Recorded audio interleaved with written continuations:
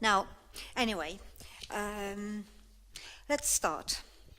Part 2 of the academic part of the conference.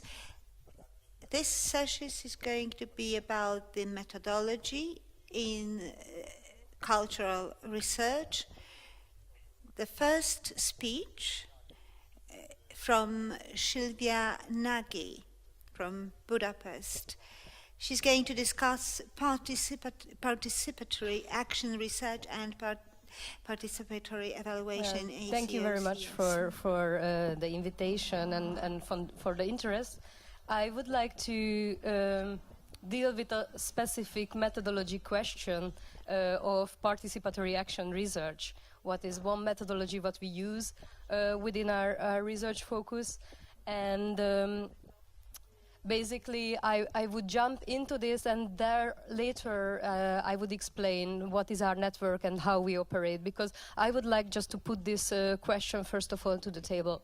So basically, for those who are not familiar with participatory action research, is a qualitative methodological approach developed mainly by urban geographers, but used overall in qualitative research methodology. And the main point is that it's a collaborative democratic process of research, education and action with the involvement of researchers and participants working together to examine a problematic situation and engage in action to change it for the better or explicitly oriented towards social transformation. So this approach is a little bit similar to animation or activism, but based on scientific research methods. So how is it built up? It basically has these two main parts of participatory approaches, where the involvement, the one-level involvement of participants and researchers is one of the main points in order to generate knowledge, to produce knowledge in a collaborative manner. And the action part is also very important, because it's not a set type of method, like, for example, a structured interview. It's more like a pool of research methods, what we can use in relation to the needs of that certain situation and as a response. And why, in which situation we like to use this method is where we need some kind of practical and situative context-based approach, where the responsiveness is very important, where we have, for example, a sensitive fieldwork case, where we would like to somehow work together with the locals or with a certain group and help them to solve certain situation. Well, it's like the basic ideology behind this research methodology is that it has to be democratic. So we try to work based on transparency, and one approach of it that it's not a kind of objectifying or an objective research method. We're not going there and bring away the research and publish it somewhere far away in a university world or in an academic world. Our aim to be there with this research methodology to generate transformations or to trigger transformations. So, well, it's like many of the qualitative research processes is, of course, cyclical. So, of course, the first point is to identify the issue in need of change, but also what is important that it's not the researcher who is identifying this question alone or like with a research group, but together with the group who is participating in the research. So, based on this identified issue in need of change, the research is being initiated and the action is being taken. So the research itself is not the action. Based on the research, we can take actions afterwards. And the action can be well, of course, it sounds a little bit radical in this form, that action, but it can be also knowledge production, visibility. It's a very powerful collaborative tool, and then the reaction collaboratively with the team is very important, and then the cycle starts again with identifying the next issue and working on it. So just to work on it a little bit on what can be, as I said, it's a pool of methods. So for example, what we can use to identify an issue, it can be issue mapping, can be interviews, diagramming, mapping, dialogue, focus group, you name it.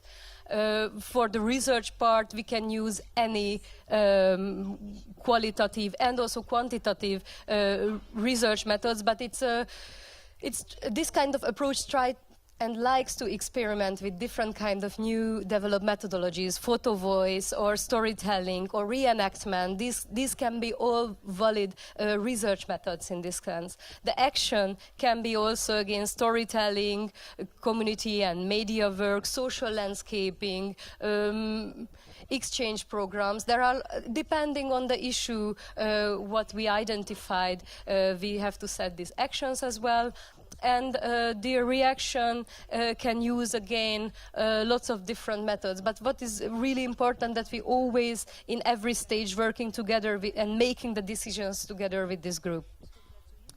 So now, as I said, I would like to briefly introduce the kind of platform where we use it. In 2014, we initiated a research and network platform. It's called Local Operators Platform. It's an international NGO.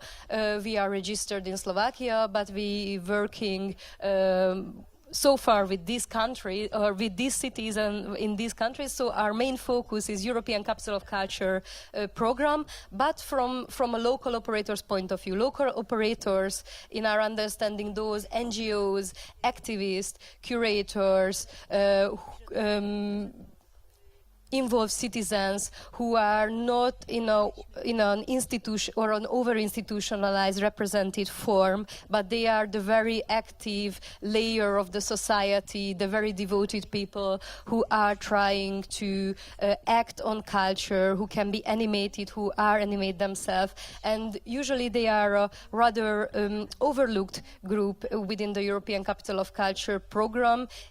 Not in terms of the beginning of the program, because they are in many cases an instrumentalized group, because they are being called in at the phase of bidding to provide their ideas. But on the other hand, when a European Capital of Culture is not executed in a participatory manner, they are usually the ones who are left out of the program, or their voice is not heard. So what we try to do is basically to critically assess cultural policies, sub-regional funding strategies, such as European Capital of Culture program, but according to the real-life effects on these local operators and their local context.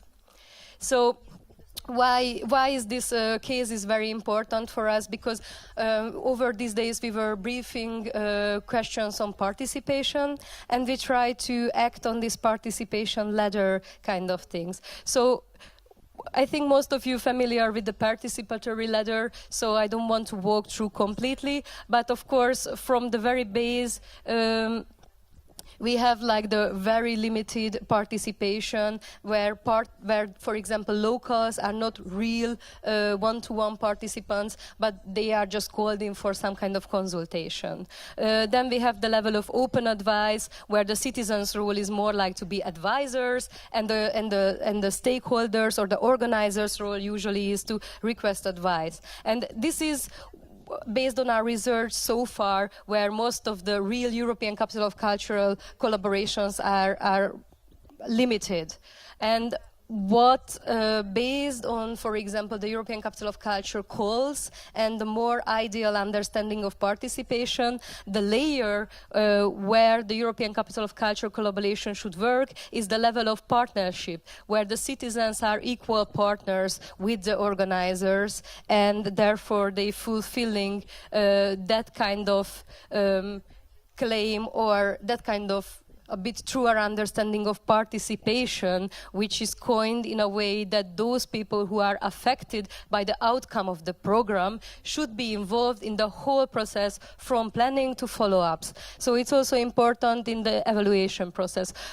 What we try to do or why we focus on local cultural operators, because of course we could focus on citizens as well or individuals, but we see local operators as the stakeholders of the local culture, people who are representing certain kind of groups, but also not just representing but animating and act on the voice of certain kind of groups.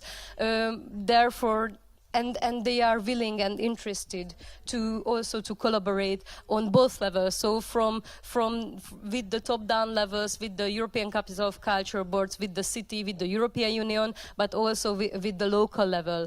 So what we see that, for example, local cultural operators could be a very important addition to understand how sustainable cultural field is working, because local cultural operators, the one who will be there, who were there before the European Capital of Culture started, they were including their ideas, but they will be the ones who are there after the European Capital of Culture is over, and their activities will be visible after European Capital of Culture again. So we try to point out their activity and their importance in terms of cultural sustainability.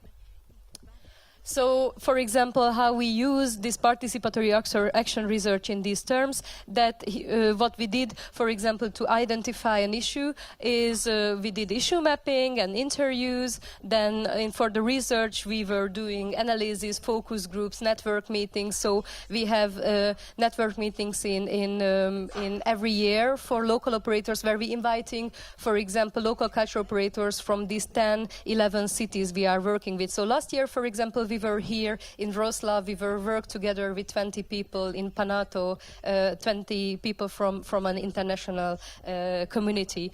Then to take action, we initiate dialogues. We try to take collective actions. We work on empowerment. We do lobbying on towards the top level. So we do a lot of things, and the reaction is again the analysis and also presentations, also the things what I'm doing now, presenting this kind of approach, this kind of group of people. So what is also just like a briefing and summing up the cultural sustainability question, because it's usually overlooked, but according to our research, this should be one of the main aims of European Capital of Culture program.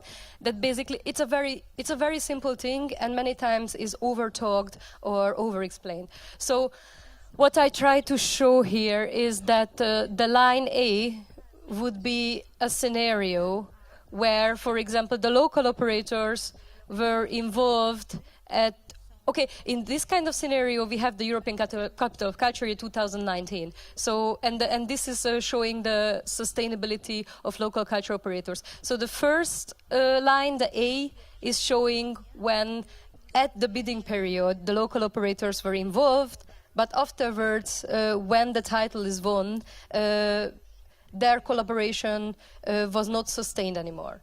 The B would be a kind of scenario of festivalization, where local operators included in the bidding process, they are also included in the year. In certain cities was the case that there was a bigger budget, so they were asked to overproduce, to overdone themselves, and then they were completely burned out. There was a big visible program for 1 year, but afterwards there were no sustainability in this program. The cultural field was going back to the same level or even lower than it was before. The D would be a kind of development which is continuous. We have the European Capital of Culture year, and as it's required, this maybe continues 1 or 2 years after with the funding. But for example, this could be the scenario where it's not backed up with regional or national funding structure or cultural agenda, which is again a very important question for cultural sustainability. And basically how we define cultural sustainability, what should not be understood as a threat from European Capital of Culture side or anybody's side who want to work with culture, is basically that we have a cultural field which in terms of with the help of European Capital of Culture is being strengthened, more visible, more active, but basically what should be cultural sustainability if this local field, the participation, is on a higher level and stays on higher level after European Capital of Culture year is over than it was before the whole program started. And I think this is a very simple claim, and it's a very agreeable claim towards a structural program such like that. So just to include my references, if you want to multiply it, and thank you very much for your attention, and please feel free to contact us. Thank you very much. Okay, so I want to invite next our participant, Maxim again. Please come to stage.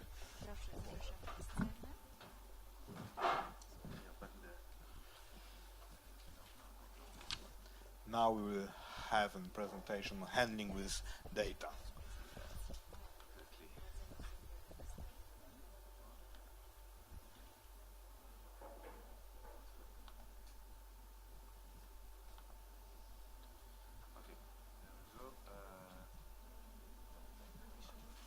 So, should I?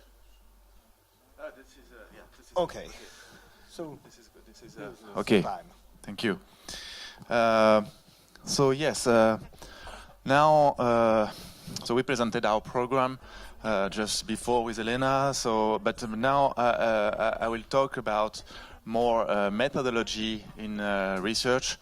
It's what I will present. Our methodology we partly use in our program, but not mainly. It's more broader kind of methodology that we can use in research and urban studies, more especially. So, introducing the research about data, and you probably all know or all heard about big data. What is big data? What does that mean? So, more generally, big data refers to new practices born from the numeric revolution, such as data mining on the internet. So that is called big data. All of this data mining methodology are created from new technologies. So we can talk about big data, such from when we are focusing on customer files, ticket office data files, as well as national census data files. So now several companies and institutions in the business world and in the academic world as well started to engage in research of methodology and how to analyze these so-called massive databases. But however, so far no proposal has been yet truly reliable to give a real sense to these digital metadatabases. So, how big is big data? That is a question. We have recently the publication of a new book by Christine Borgman, where she is analyzing what is behind the big data, the big name. So, what is interesting is that she mentioned that having the right data is usually better than having more data. In the sense that big data doesn't mean anything if you don't know or have the right data. So little data can be just as valuable as big data. In many cases, there are no data because relevant data don't exist, cannot be found, or are not available. So you can have a large amount of data, but if you don't know how to use it, that's worth nothing. So in the opposite of the big data concept, you have now something that is coming up as well that is called small data. What is small data? Small data is a concept contrasting with big data. It's derived from local source and not from large-scale digitalized information. So it's based most of the time at the individual level. So small data is created each time we go online, spend some time on a web page, but also when we buy tickets on the web, such as in the theater or on the movie theater or in the opera, respond to online paper questionnaire, share our subjective cultural experience, check in, etc. So small data is actually everywhere, but how to use it? So the book of Tom Davenport as well in 2012 made the same kind of analysis such as the book before, such as Borgman, and say that it is not essential to use the analysis of large amounts of data to make decisions or to analyze the data yourself. And it is often more important to consider the data collected at the lower levels for an organization. So Davenport explained as well that since the small data can be collected anywhere and in organizations, managers have no excuse for not improving the way they make data-based decisions. So how research in social sciences tackles the problem of data analysis now.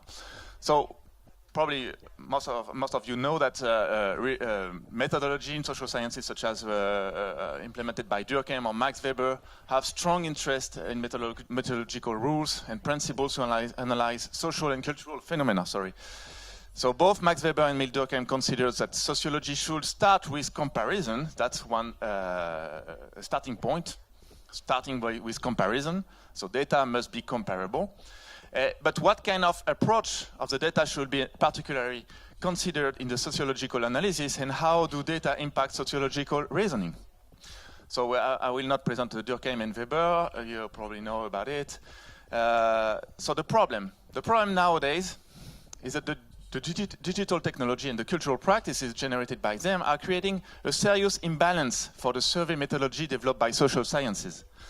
Meaning that when you are surveying, doing questionnaire, such as in the streets or in institutions, it's not the same data produced, such as ticket office database or time spent on internet, on web pages, and so on and so forth.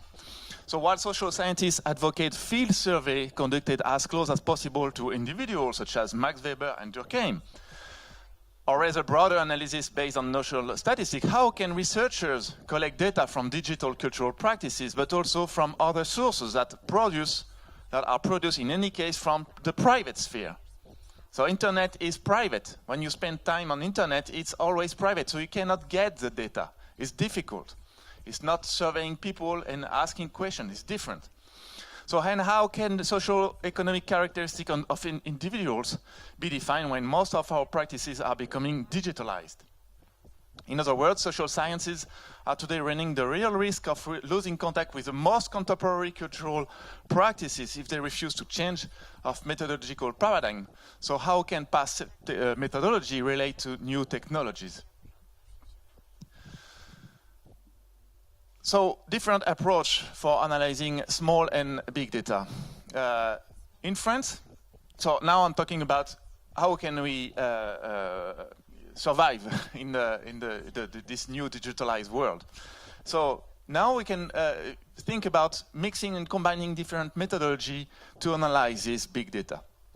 So in France, we have the INSEE, National Statistics, National Census, that provide large-scale quantitative data files that can be analyzed statistically and geographically. It means that each year, the French state is doing actually a census survey, actually national survey, So sometimes it happens that you can respond to this kind of survey and send it back to the French state. Probably it exists as well in Poland, I'm sure it is. So it produces data available, more and more, I will say, not really, but more and more available. It's not completely available, because not all data is available, but most of the data produced from this census is available for free. So you can access to this data most of the time. So most countries now try to make national quantitative data files available on internet. These data files come from National Census Survey. A great part now of social scientists use this kind of data in their research. These data files allow researchers to make research at the national level and have a global approach of social phenomena. It is good, but what happens when we are doing this kind of research? It's a classical approach in sociology. It's a global approach more generally. So here we have a map of France that says something about crime in France, created from the national census data. So you have this map, it is interesting, you have many colors, but the problem is it doesn't tell much information about how crimes and where crimes were committed, which social background typical criminals come from, or where they are living. So more ethnography here is needed. So that's where you need a sociologist or anthropologist or social scientist more generally. So you cannot go further from this kind of data. So another example of data analysis from a global approach. So most companies and institutions use customer files, ticket office, databases, and to have better understanding of their activities and services. But does customer files or ticket office databases provide sufficient information to make good decisions? So once you have this data, same thing as before with the national data files, once you get these data files, what can you do with that? Or how can you use it? For instance, from our program, the European program we presented with Elena just before, we have some, we access to some kind of ticket office databases from cultural institutions, theater, opera, museum, and so on and so forth, in different European countries.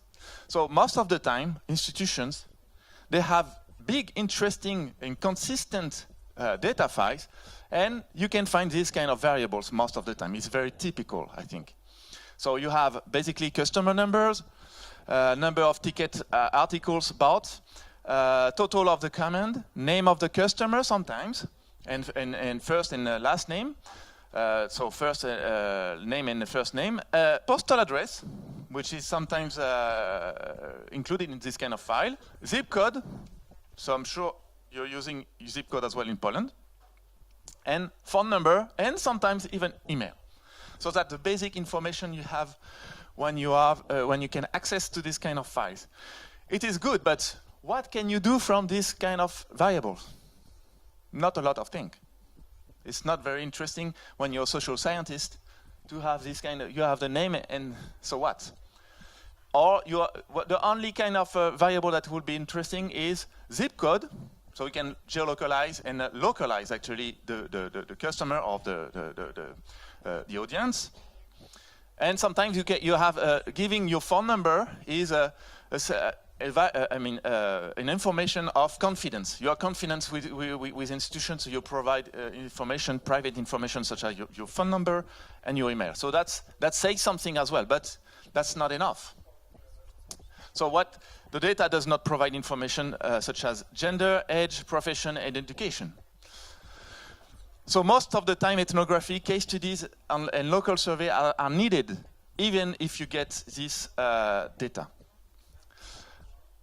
So here, this is, yes, I will not present it because this is a survey made from Japanese researcher, but so this is about a survey in a museum, so it's very detailed, and so you can see that Japanese are very, very meticulous. They love to have details. It's interesting to have so for the reference, sorry, I will leave it. It's an interesting paper from Itoyu on the Kyoto International Manga Museum. So they are doing research like this, taking pictures, commenting, and they are doing graphs like this. So where they are moving inside the museum, so first floor and then the second floor. So they are tracking the audience everywhere in the museum. This is very Japanese style. And then they make some tables about average length of visitors observed. So when they come, arrival, departure, etc., etc. So this is very ethnographic, very detailed. But same thing as global and ticket office data. What can you do from ethnography like this? You can analyze, but you cannot have a broader or larger scope. So you're still very localized. It's very, very local, like focusing on like very big, but very local. So you have now, with new technology, you have the different softwares, new technologies that are coming up now, and that allow researchers and companies, institutions to make new surveys and collect data from other spheres, such as national survey or ticket office databases. Exactly. Actually, it provides the possibility to access data from internet. So in France, we have two software we are using in our program. It's from a business society in Lyon, and they create Ethnos Data and Net Survey. So Ethnos Data actually give the possibility to practice data mining. So getting data from internet, such as social networks, Facebook, Instagram, every social networks, most of the time forums as well. So you can access to this data, and get the data in data files. And Net Survey is for online surveying questionnaire. So this is the Net Survey we use most of the time. So yes, Ethnos Data is a statistical software providing possibility to extract and process multi-source and multiple format data on internet from web pages, social networks, as I say, forum, open data source, etc. So it opens new perspective for the study of contemporary cultural forms. So that, for instance, data and web content produced and shared on social networks, such as on Facebook, Twitter, that can be vacuumed. But I don't like this term, but this is what it's called in this kind of practice, and then processed in the systematic way. The extracted data can be then merged and to other data sources, and that is what is interesting. That it can be merged to other data sources containing broader scale social variables, such as national census data files or ticket office data files. So I will show you how we can do it. So basically, so far you had on one side national census population made by the states. So this is a regular classical data you can access. And if you are not satisfied with this kind of data that is too large and too broad, you made ethnography to make like Japanese, to have more details and more content. But in each case, you cannot do much. You have some information, but it's whether either it can be too large or too small. So now with new technologies, such as softwares, new softwares everywhere, it's not only in France, but everywhere, new engineers are working on this kind of software. You can extract data from internet, from practice on internet, and it's only the beginning right now. So far it's on the social networks, but it will increase on other probably spheres on internet. So you can, from extracting data from the social networks, you can read and merge this data with other kind of data files or even ethnography. How? So Net Survey, for instance, provide the possibility to send email on social networks. Okay, and so on such as on iPads or on computers, and create an application. So the application can be then installed on any type of digital media, smartphone, tablets, laptops, but also on fixed terminals to collect, for instance, comments for ordinary people during an exhibition or a cultural event. So most of the time you can see that, such as in ECC events, you have this digital tablet where people can leave their comments. So this is good. You collect data, but what is interesting, what you do with that after a while. So with net survey, you collect data on computer, on tablets, and same thing, you can merge the data with other kind of source. And so, for instance, I will give you now examples of what we can do with different source of data files. For instance, how do we know if immigrants go to theater in France? That's where one of our questions when we were analyzing theaters in Marseille. In France, it's difficult to ask people, when you're surveying people, to ask, are you an immigrant? This is not possible. So you have this kind of question that are impossible to ask. It's inappropriate, I would say. So in France, it's impossible, but because people will not respond anytime. So by actually combining different kind of data, so here on this map, you have the audience of the Lacrier Theatre on the blue bubbles. So these are the data provided by the ticket office database, okay? And below these bubbles, you have the red color or yellow. These are immigrant population from the national census. So the data can be connected between each other, you know, by having different information on where the people live. You can connect them by geolocalization with national census data. So there you can have a new analysis that could not be possible before, such as for the Lacrier Theatre, you can see that the audience is pretty much very centralized into the city. And whereas in districts where you have a large amount of immigrants, such as in north side of Marseille, that is very segregated, you can see that immigrants are not that much concerned by the programmation of the theater. Same thing with the Le Merlin Theater that is located, I mean, in purpose inside this neighborhood. So you can see that in comparing these two theaters, you can see that the blue bubbles are on this case the audience of the Le Merlin Theater. But you can see that in this case as well, immigrants are not concerned by the new program. So you can conclude that the ECC program is not concerning, even though it's targeting this population, but not concerning this population, young people especially and immigrants. We can do the same maps with young people under 30 years old. We will have same kind of data, same kind of map. So yes, this is. I will not comment because these are regression tables. But if you consider, just to sum up, if you consider the variables you have in the primary file, such as ticket office database.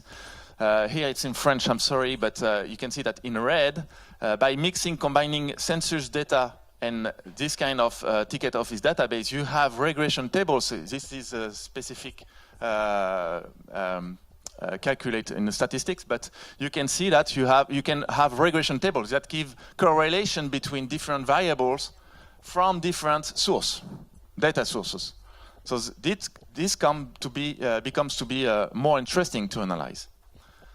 And I will finish on that. Thank you very much.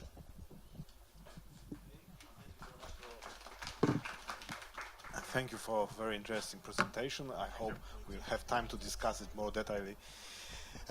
After our last presentation, chciałem powitać. May I give a warm welcome to Mrs. Aleksandra Zalewska-Królak of Warsaw. Her presentation in Polish, for a change, the tool of mystery shopping as a tool in the study of culture.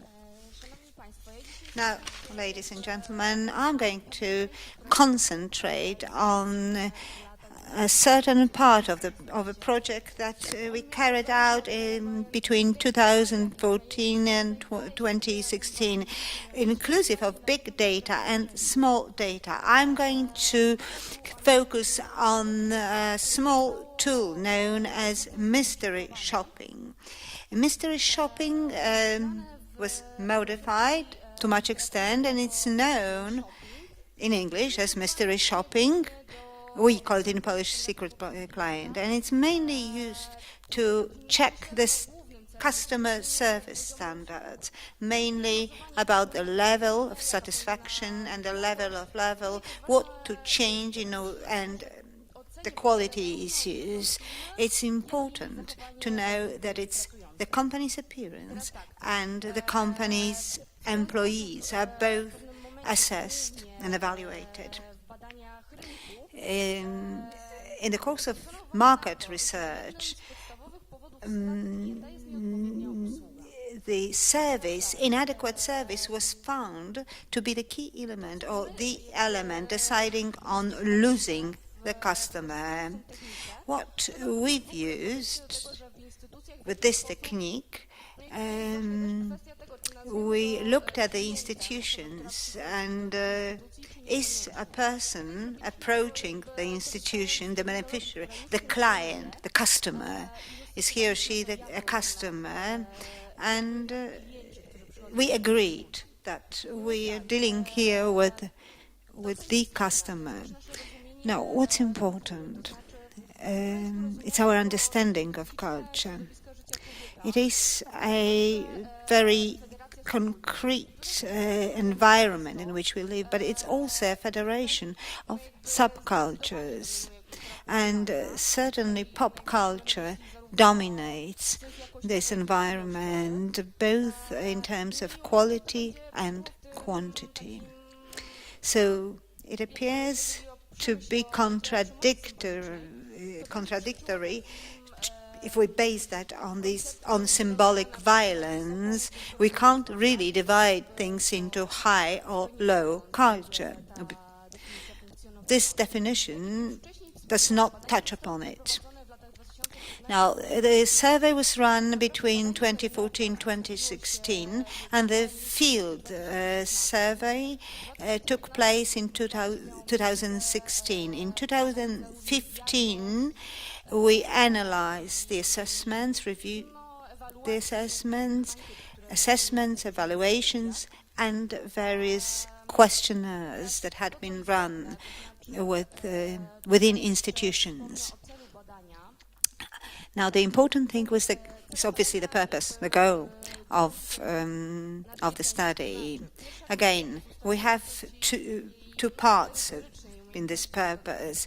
So one thing was the methodological skills and empirical findings, about local cultural policies, and that was a focus for us. And then based on that, we had a sample, and we then could refer to those goals. In the field, we wanted to have certain tools of evaluation in order to see whether the policies were translated into real-life actions, and what were the factual circumstances of such policies, depending on the type. Now, the impact of the assessment and the findings on the implementation of the policies. We ran the surveys in 48 communes in Małopolskie, Mazowieckie and Warmińsko-Mazurskie. These are the names of provinces. And was it possible or not to...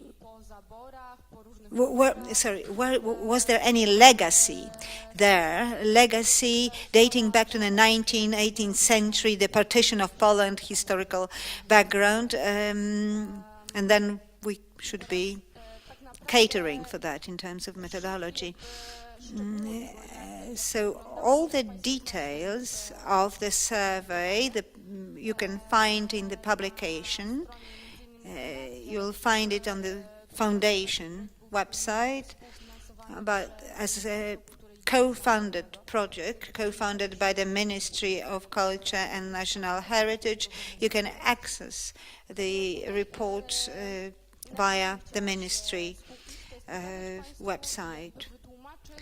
I'd like to show the tool to you and explain certain doubts that we used to have and certain challenges, and how I also would like to share its capacity and how we can use it. So, as a researcher with local institutions of culture, we aimed at enrolling a fictitious person. I was one of the researchers, so I can relate this to you, give you an account. We didn't want to get entangled into different interactions. We tried to take up a role of a customer trying to enroll a grandmother, a child, or somebody else from. And when we get a questionnaire from the librarian and fill in this questionnaire or fill in this file, if the decision was to be taken by this third party, we were acting on behalf of the third party, and we simply would just decline and say, no, we're not ready to fill it in. We need some approval from this third party interested. Now, what did the researcher pay attention to? Accessibility of the institution and the presentation of the offer, the display of the offer, any posters, and we would take pictures, and we also reviewed websites of such institutions. But the researcher actually concentrated on what was visible in the institution. The most important thing appeared to be description or the narrative concerning impressions. So, whether they got enough information about the institution, about the local area, the commune, the so-called gmina. Were they encouraged personally, or were they encouraged to enroll themselves or this third party to some extra activity classes? And whenever researchers took up the role of a mystery shopper, they would also work in pairs with a partner in order to be able to discuss their impressions and to have an insight of another person or the other person. Now, looking at this observation chart or this questionnaire, it is modified. We've modified it because on certain occasions, some of the elements appeared at the end. They appeared to be confusing. People didn't know how to use it.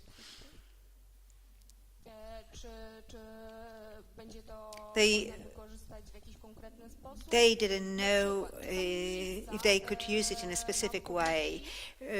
With the blank boxes, they had too small space to write. We wanted some narrative there, and they just needed more paper. So this is the observation chart or observation questionnaire. They would answer the question immediately or as soon as possible following the experience. If we go down, now this questionnaire, now in each voivodeship we identify at least 3 institutions of culture.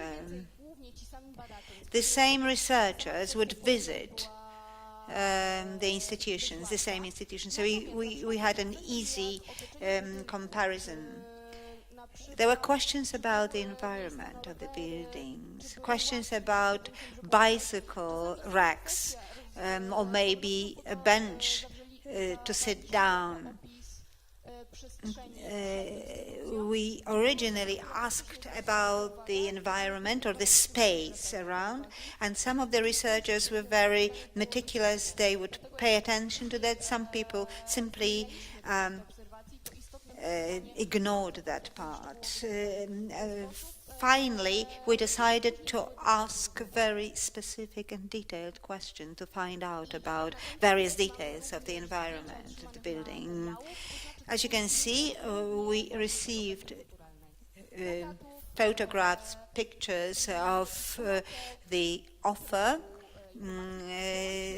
of the service offer by the institution, and that was there in the building, posters or flyers.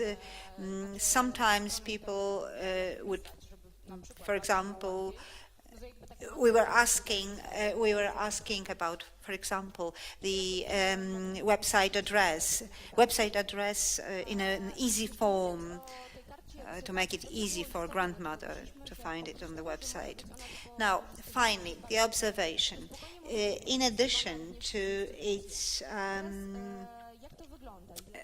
benefit for the researchers, it can also serve those institutions. Many institutions, and I ran my survey in Mazowieckie province, but the other researchers shared the same observation. There are multimedia information spots, so you may come over and via a website on a computer you would be able to check the events, the upcoming events, and what's going on. So this questionnaire could be used after some adjustment to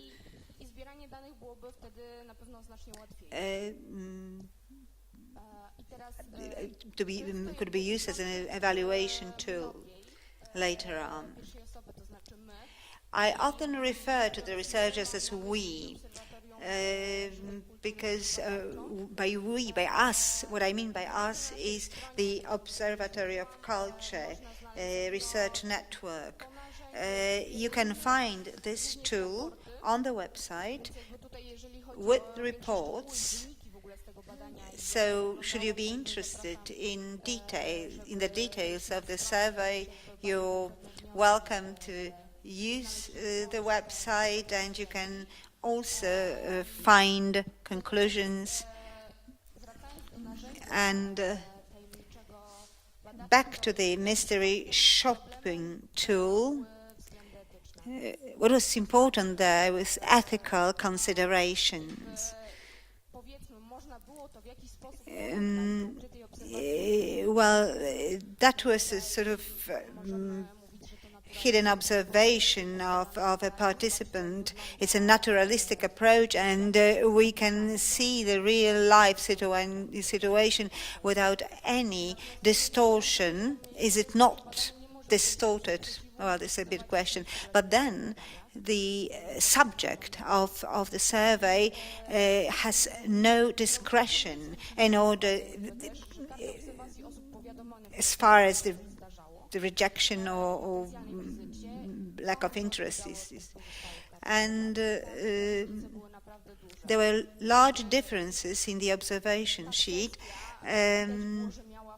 We could see that if people filled it in right after the visit, it was different from what we got from the people who filled it in later.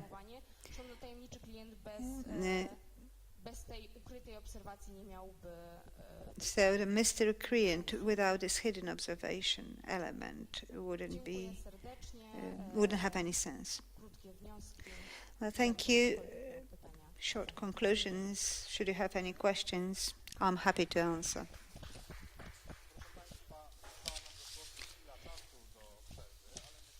A very brief moment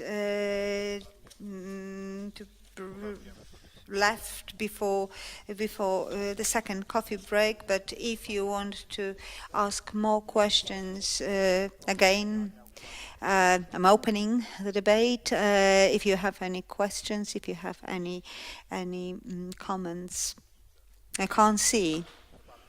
I believe we all crave for coffee or tea, or we must be tired because it's day 3. So with no one willing to share or no one willing to take part in a debate, we will do it informally. I think it's worth our while to discuss culture, to share different experiences. I believe that following our evaluation project, and we were really juggling the various methods of evaluation and assessment and triangulation, and I hope to be able to publish all of them, or we hope to be able to publish them and share these